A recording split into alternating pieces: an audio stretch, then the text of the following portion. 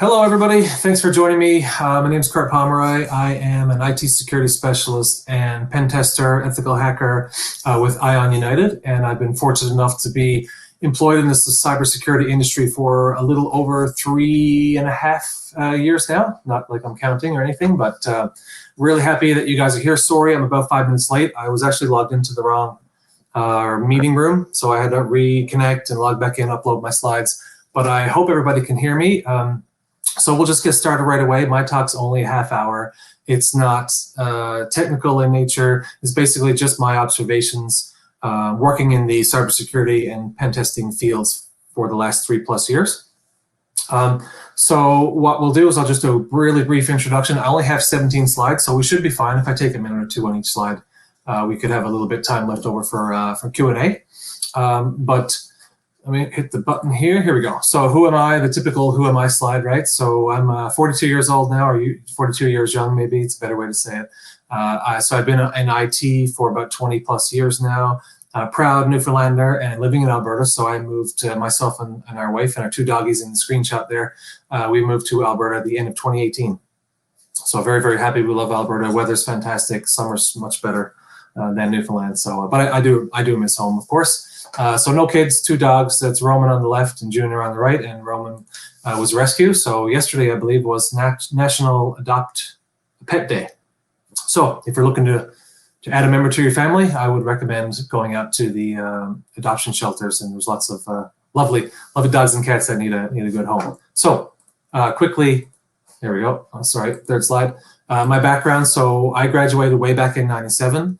Maybe some of you guys probably weren't even born then. So what I was interested in computers, but didn't really know what I wanted to do. So I enrolled in a 3-year IT program.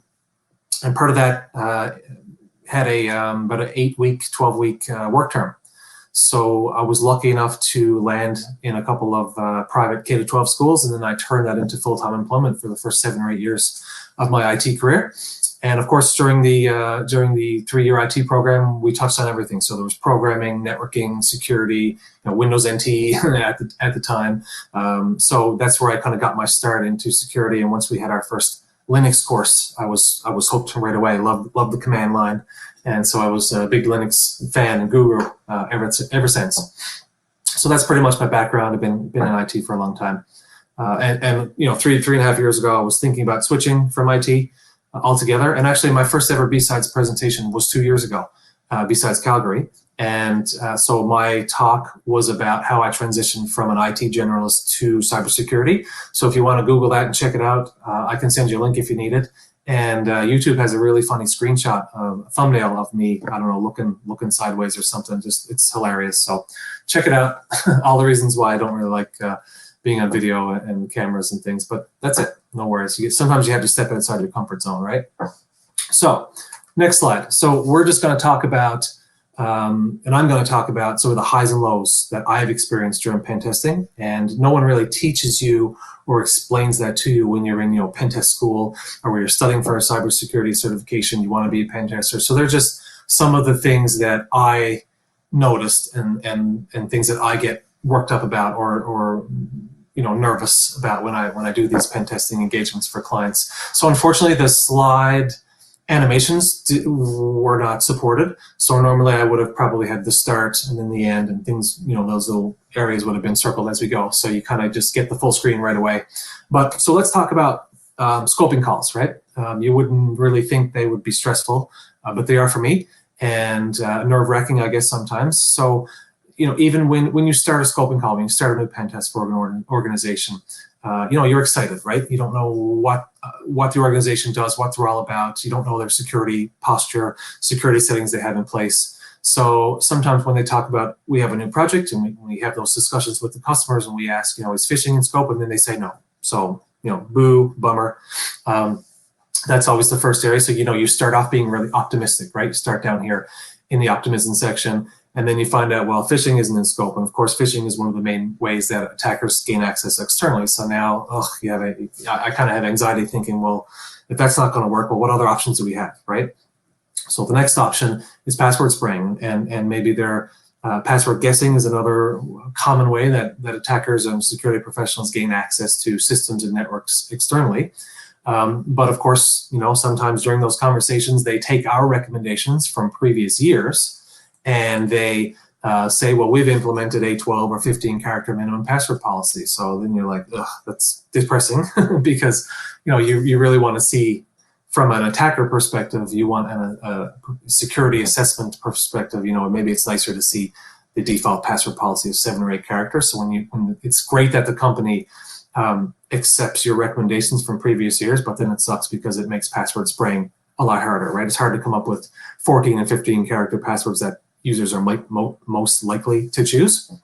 So that's disappointing. Then you're kind of in that dreaded sort of denial phase. Phishing is not in scope. Password policy is very strong. You're in trouble right away, right? So scoping can be very, very stressful. Highs and lows. Maybe there is phishing. Maybe they have a weak password policy. So you have those ups and downs. And then, of course, the last thing that sometimes we talk about is the testing window. And oftentimes, companies are okay with 9 to 5, Monday to Friday, but sometimes they'll mention, to be safe, it's best to work after hours.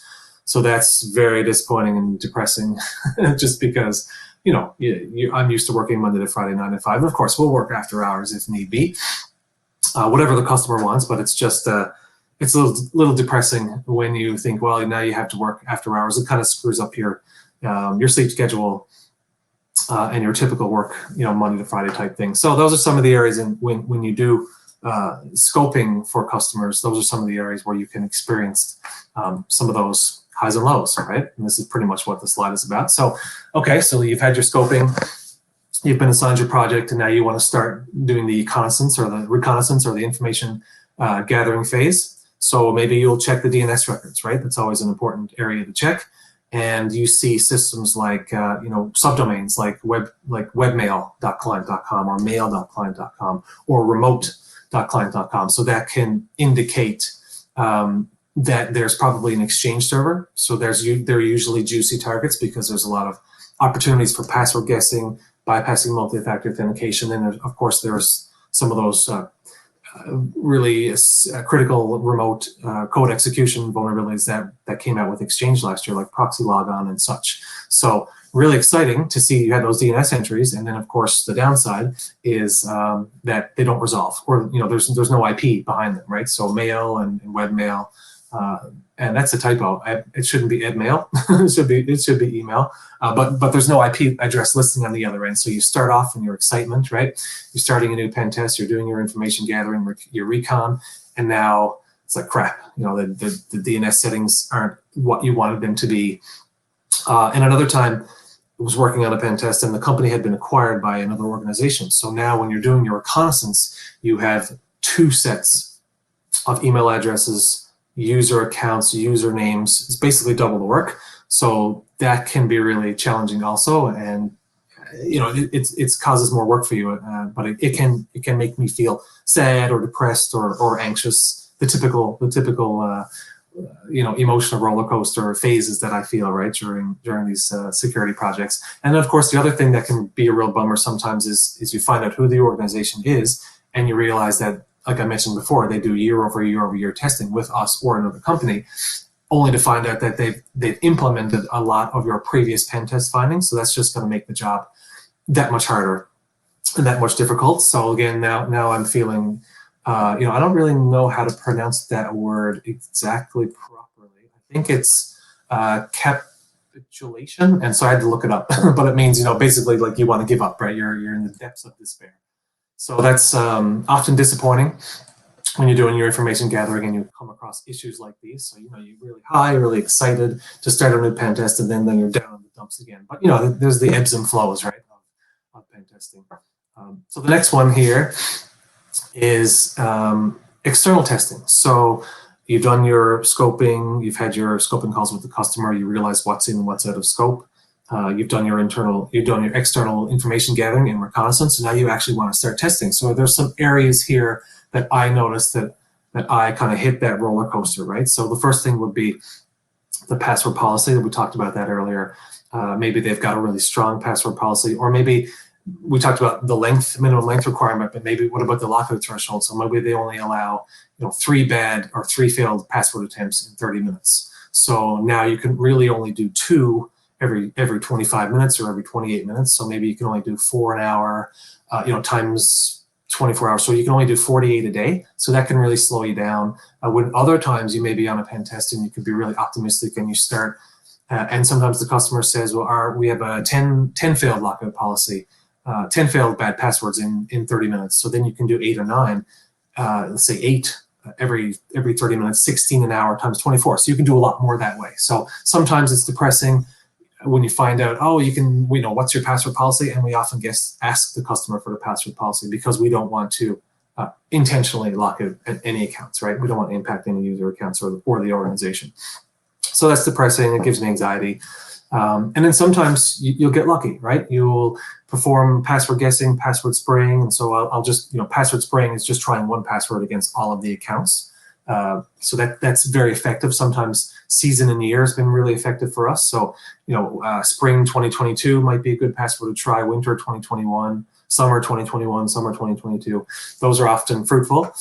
So sometimes you'll guess a password and you'll be really excited, or I'll be really excited. Thinking, yeah, it's great. Now I can gain access externally, but then maybe there's no Citrix, or maybe the VPN requires multi-factor authentication, or there's no VMware Horizon desktop, or the account that you access hasn't been granted those privileges. And that's happened to me a few times where I'll guess a credential, I'll try to log in, and you log into Citrix, but you haven't been, those applications like remote desktop or whatever haven't been published to you. So that's a real hit to your emotional state sometimes, or for me it is anyway.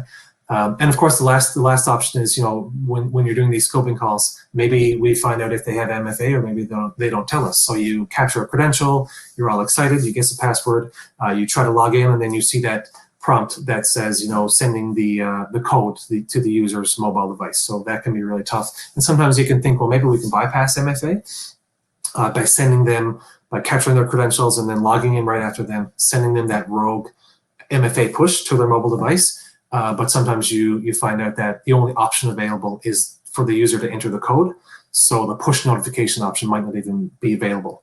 So that's obviously really disappointing and depressing. So I'm kind of hanging out in the low area of the emotional roller coaster. But so I wanted to talk a little bit about some of the lows, and then we'll talk a little bit about some of the highs. So here we go, next slide. So password guessing, right? So I'm thinking back, 3+ years now. I'm trying to remember the first time that I achieved some of these sort of goals, I guess, when you're pen testing. So the first one was password attack. So I definitely remember my first time on a project by myself performing password spraying externally I think I was using Burp Suite, actually, a web application tester. And I was actually able to guess passwords, and it was really exciting. And I remember we had to go out and maybe get groceries or something, and I didn't want to leave because I was actually guessing that credential. I was actually about to break in externally. So those things are really high points for me. And so you can see, you start off maybe with your I can't really see that slide. What is that? You start off with your excitement and optimism, right? And then, so then when you do guess a password, now you're on that high, right? You've got that thrill. You're thinking, yes, I've got credentials. Now I can move the pen testing engagement forward. A couple little screenshots here. This is just an internal password spray using invoke domain password spray, which is a PowerShell script. And down here, the size is probably pretty small. But this is Hydra doing external password spraying against AutoDiscover, against the on-prem email server. And you can see here Spring 2019 was the actual password. I think I have it over here in bigger size. But so as you can see, it is really exciting for me. And it still is really exciting for me when I actually guess a password, just because, it's exciting, right? You've guessed a password that the user has chosen, and in this particular screenshot, the user had chosen secure 123456. So that's not really a really secure password at all.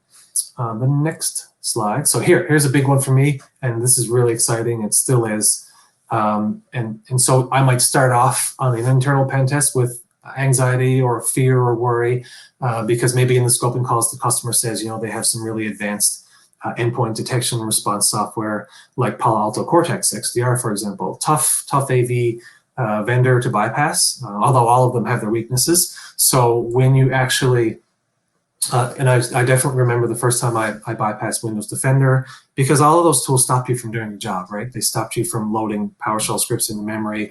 They stop you from dropping executables or executing your malware, trying to get command and control established. So AV, we're always battling with AV all the time. It never stops. And it always changes. What might work today won't work tomorrow, right? And vice versa. So the very first time, I started off with anxiety, trying to battle with Palo Alto Cortex. The slides are probably small. I don't think I can make them any bigger here. But the screenshot is the Palo Alto Cortex XDR running, and then that's Meterpreter session 1 open, which if you're a pen tester, that's usually a really good sign and time to do your happy dance. But that's me bypassing Windows Defender, Cortex, sorry, and then using that Meterpreter command and control for remote access and post-exploitation activities, right? So that was a really exciting one for me. So then you feel that relief, right? It's like, okay, now I've bypassed AV. Now I can get my tools to run. Now I can run tools like Bloodhound, for example, to do session enumeration and to find vulnerabilities within Active Directory. Maybe you have other reconnaissance scripts that you want to run. There's a PowerShell script, God, what's it called? Something Recon, adrecon.ps1. That's a nice one. Gather up information on users and groups and permissions and privileges. I got a question here from Janice. Sorry, are you uploading slides or sharing your screen? I think I'm sharing my screen, and I did upload my slides. I can give you guys a link if you want the slideshow, the slide deck afterwards. Like I said, there's only 17 or 18 slides in it, not a whole lot.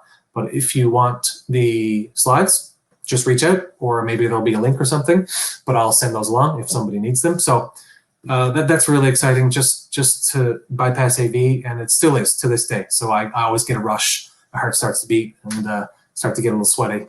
But that's it. I enjoy my job, and sometimes those are the highs and lows that I like. So I want to share those with you guys, especially for new people too, when they're just getting in the industry. And maybe it's weird. Maybe I'm not the norm, or maybe it's, as people do this for a long time, maybe it's not as exciting, but it is still really exciting for me. A big one for me also was phishing, right? So we had a phishing system that I kind of overhauled, made it better. And then the first time when you run your phishing campaign, I'm always really nervous, and it starts with anxiety as usual. So you run that phishing campaign, you want to double check and make sure you've got your spelling correct. I did launch a phishing campaign before where I spelled the person's name that I was impersonating wrong. And then I had to kind of quickly send the second email with the corrected name, and it worked out, but it was still a big mistake. So, launching that campaign is always exciting, and watching the information, like how many emails were sent, watching those numbers go up, like emails opened, emails clicks. And then it's really, really exciting when you see submitted data. Oftentimes, we'll quickly log in, grab those credentials, and then try to log in right after the user and bypass multi-factor authentication, send them that MFA push to their mobile device that we talked about before. So, you start with anxiety, but then it's really thrilling, right? When you actually capture those credentials. The next one, so this was probably the most exciting, still is, always will be, is when you achieve domain admin, right? It's not always the goal of a pen test to achieve that domain admin access, but usually when you do, you do that domain admin happy dance, and I've done that a few times. Thankfully, no one's I've been around to see it, but it is really, really exciting. It's probably one of the most exciting things about pen testing is reaching that domain admin level, knowing that you've bypassed the security, you've found holes in the environment, and now you essentially have the keys to the kingdom. So. And a lot of times I'll start down here in this really, really bad state, just because maybe the external pen test didn't go well, right? Maybe phishing, the email was sent to the spam folder. Maybe we didn't capture any credentials. Maybe nobody clicked on a link. So that sometimes you start in a bad place, and now you're on the internal network, and you're thinking, oh, now I've got to battle with AV, and I have to do all this enumeration, and I have to try to find vulnerabilities and escalate privileges, and you only have a certain amount of time, typically a week or so, maybe less, to do this. So, and then you have to battle with AV on top, right?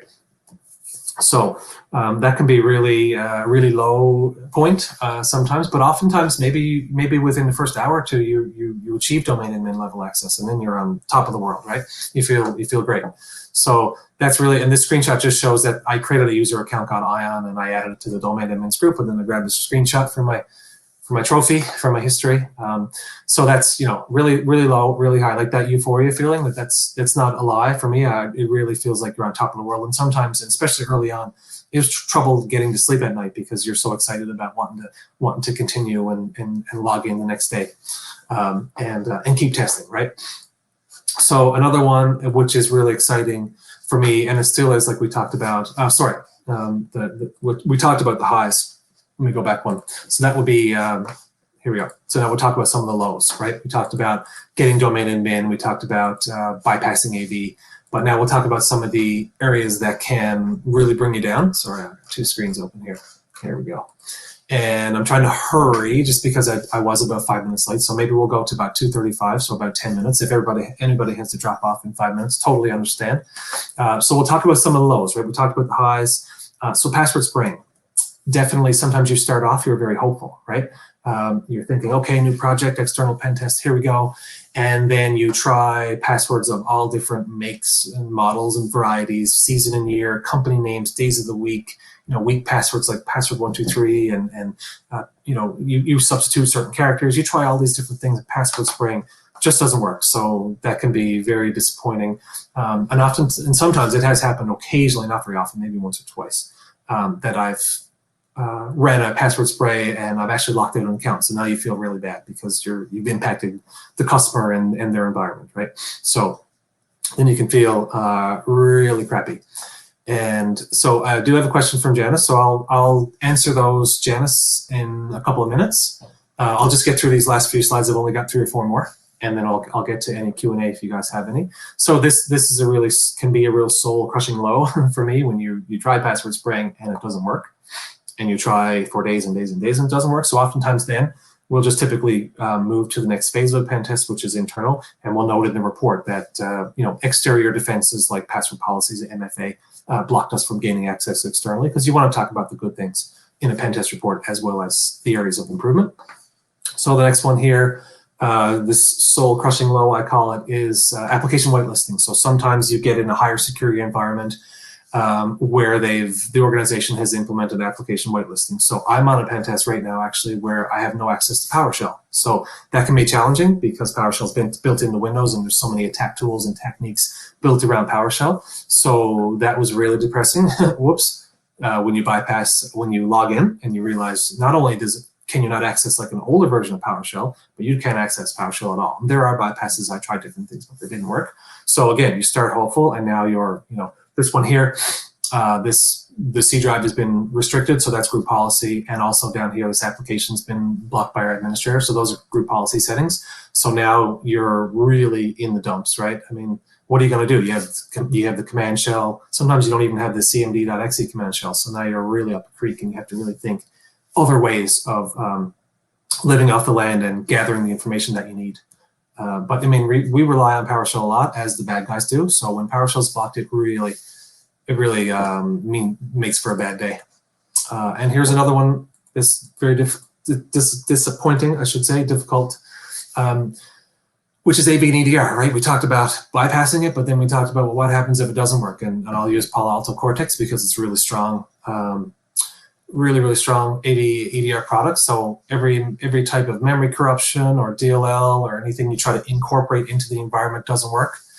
So that can be really tough, especially, and sometimes you'll get your shellcode in memory, right? You'll have some command and control, maybe some interpreter or something like that, Metasploit. You get that shellcode in your memory, you finally get it to execute, and it bypasses EDR, but then the AV, right? Maybe there's a Palo Alto firewall or some other next-gen firewall that detects that command and control communication and cuts you off, right? So you work really hard, you get your AV, you bypass AV, you get your malware running, and then all of a sudden it's blocked up a network layer. So again, really high, really low, right?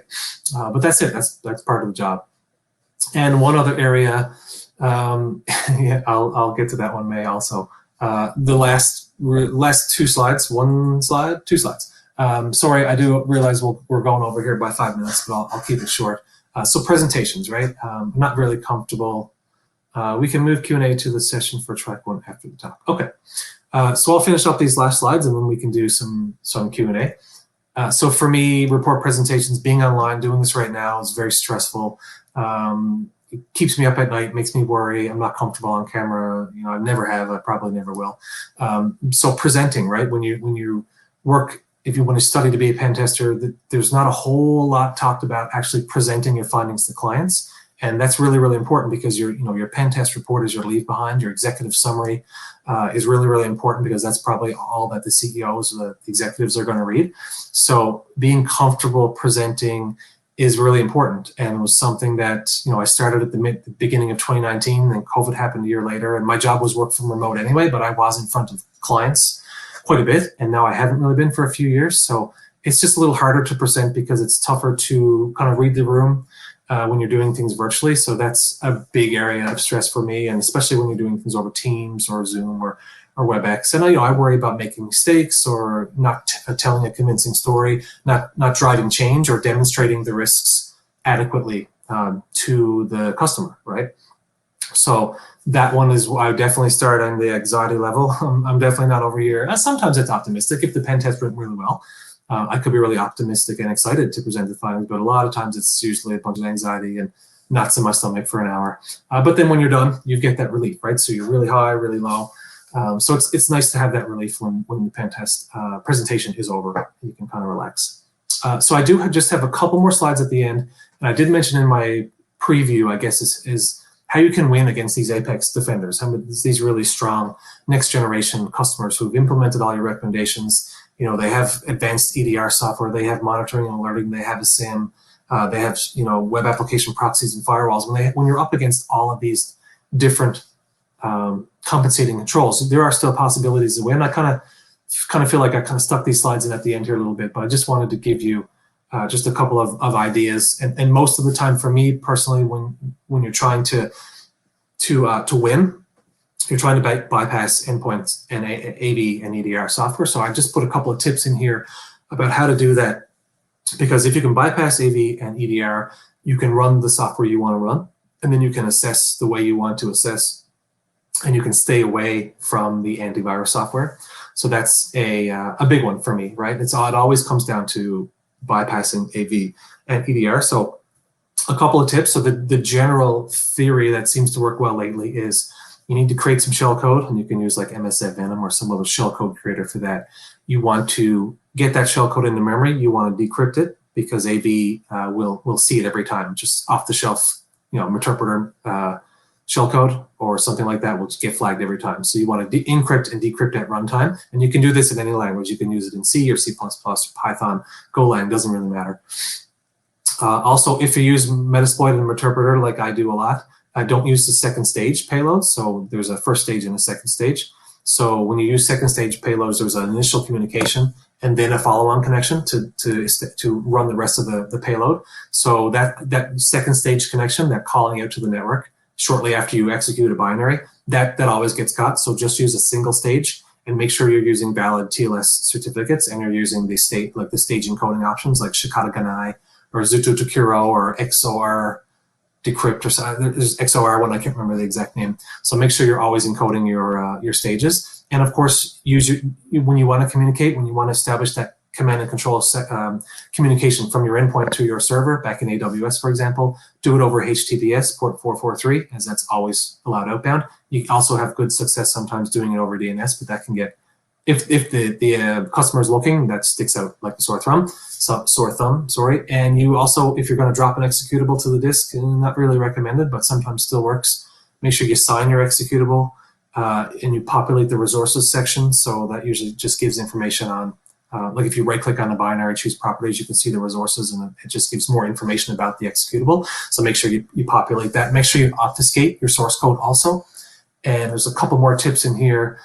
So I always like to try to use a command and control software that's got some SOX proxying built in. So the Metasploit interpreter, you can use Posh C2 Cobalt Strike. That's another good one.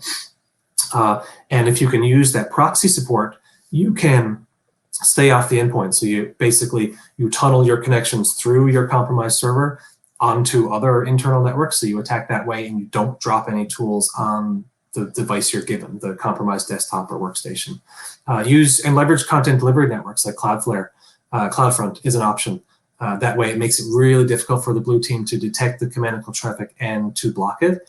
And again, research common bypass methods.